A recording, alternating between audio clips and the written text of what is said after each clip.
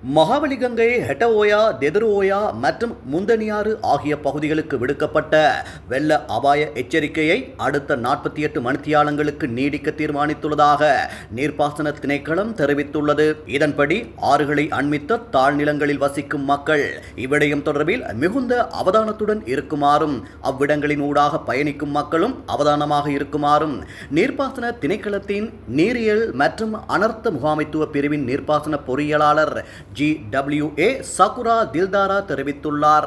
இதேவேளை சீரற்ற வானிலை காரணமாக 9 மாவட்டங்களில் உள்ள 70 பிரதேச செயலக பிரிவுகளுக்கு கட்டிட ஆராய்ச்சி நிறுவனத்தினால் விடுக்கப்பட்ட மண் சரிவு தொடர்பான முன்னெச்சரிக்கை அறிவிப்பு தொடர்ந்தும் நடைமுறையில் உள்ளது.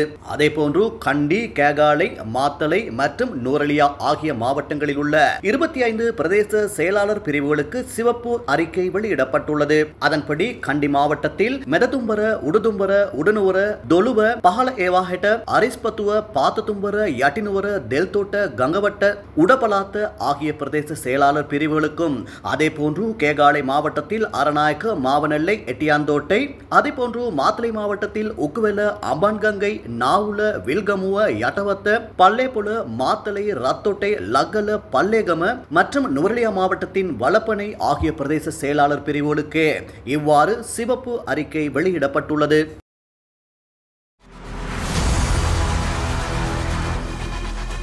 இலங்கையின் முதல் நிலை முதற்தர செய்தி வழங்குனர் வீரகேசரியின் குறும் தகவல் செய்திகளை உடனுக்குடன் தமிழில் பெற்றுக்கொள்ள டயலாக் வலையமைப்பிலிருந்து REG இடைவெளி வீக்கி என்று பதிவிட்டு 87 960 என்ற எண்ணுக்கு குறுஞ்செய்தி ஒன்றை அனுப்புங்கள். வீரகேசரி செய்தியுடன் இணைந்திருங்கள்.